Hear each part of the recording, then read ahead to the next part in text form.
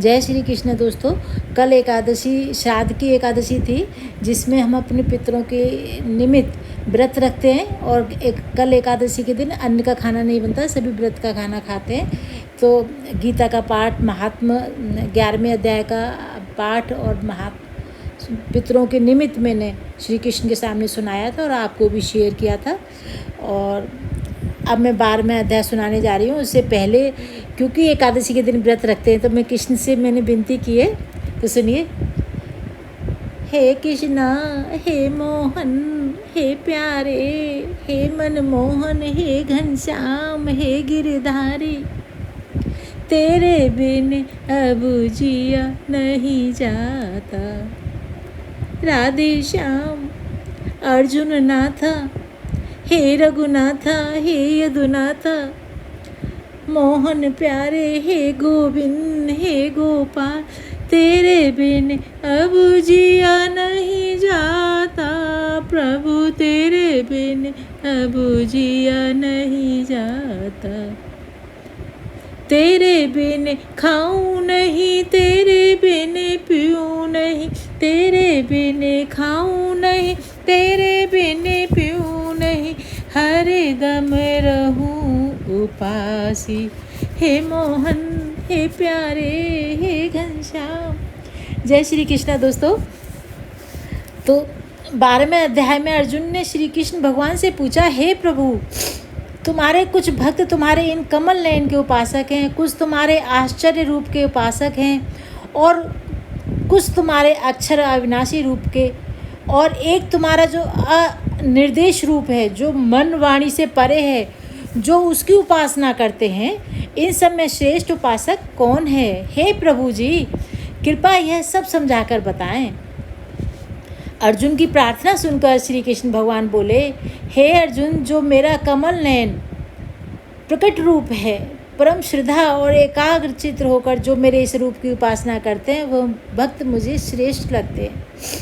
अव्यक्त में जिनका चित्त आसक्त है, वह कष्ट अधिक पाते हैं, क्योंकि अव्यक्त गति को प्राणी कष्ट से पाते हैं। हे पार्थ, जो प्राणी अपने सब कर्मों का अर्पण करके मेरी शरण में आकर अनन्य भक्ति से मेरा ध्यान करते हैं और पूजते हैं, उन शरण में आए भक्तों का मैं थोड़े समय में ही मृत्युयुक्त संसार से उद्धार कर देता हूँ।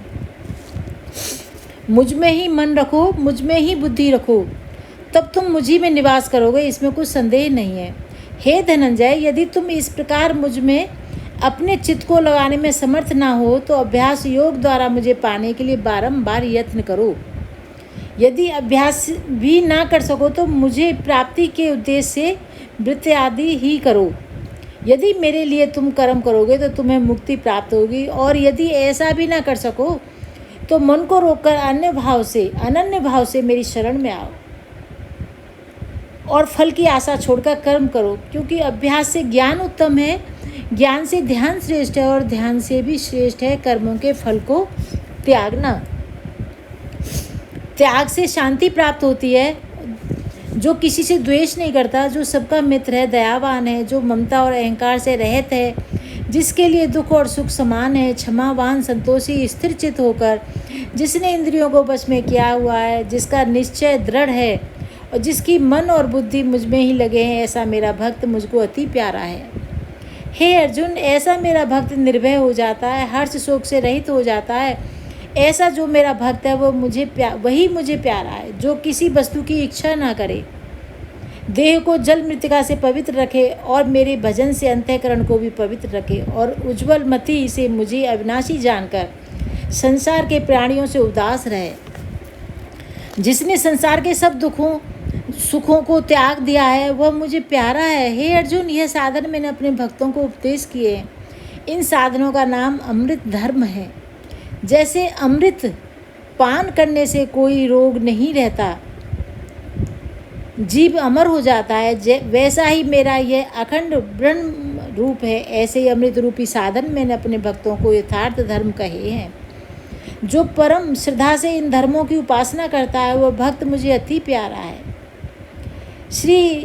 श्रीमद्भगवद्गीतासु निषदसु ब्रह्म विद्यायां योग शास्त्रे श्री कृष्ण अर्जुन संवादे भक्ति योगे नाम 12वां अध्याय। जय श्री कृष्ण।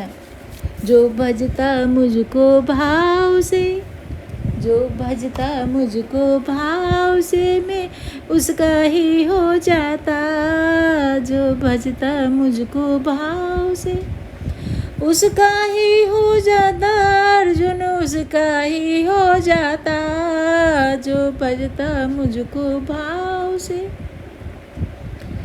बिना भाव के जो कोई भजता मुझको नहीं सुहाता, बिना भाव के जो कोई भजता मुझको नहीं सुहाता, मुझको नहीं सुहाता, मुझको नहीं सुहाता, जो भजता मुझको भाव से मैं उसका ही बन जाता, जो भजता मुझको भाव से। हे अर्जुन, अब 12वें अध्याय का महात्म सुन। हे लक्ष्मी, श्री हरि विष्णु भगवान बोले, अब 12वें अध्याय का महात्म सुन।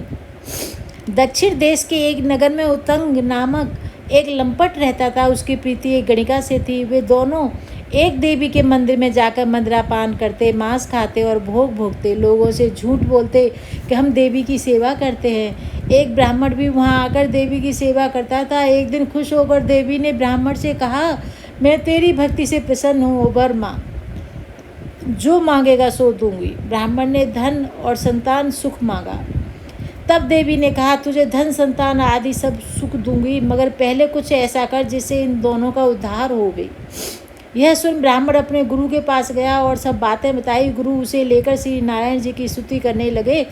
काफ़ी जप तप किए तो एक दिन भविष्यवाणी हुई कि बोल तेरी कामना क्या है। तब ब्राह्मण शिष्य ने उन दोनों के उद्धार का उपाय पूछा। तब श्री नारायण जी ने कहा, उन्हें गीता जी के 12वें अध्याय का पाठ सुनाओ, तब उनका उद्धार होगा। तब ब्राह्मण देवी के मंदिर में गया और माँ की स्तुति करके सब बात बताई। देवी ने उसे पाठ करने की आज्ञा दे दी। तब उस ब्राह्मण ने उन दोनों को बिठाकर उन्हें श्री गीता जी के 12वें अध्याय का पाठ सुनाया। पाठ सुनते ही उन दोनों की देही छूट गई और तुरंत ही देही वैकुंठ को चले गई। यह देखकर देवी अत्यंत प्रसन्न हुई और ब्राह्मण से बोली, हे पंडित, आज से मेरा नाम वैष्णव देवी हुआ है। इस पाठ को सुनकर ऐसे अपकर्मी तर गए हैं। आज से इसी नगर का राज भी मैंने तुझको दे दिया। इतना कहकर देवी अंतर्धान हो गई। ब्राह्मण अपने घर को चला गया। उस नगर के राजा के कोई संतान नहीं थी।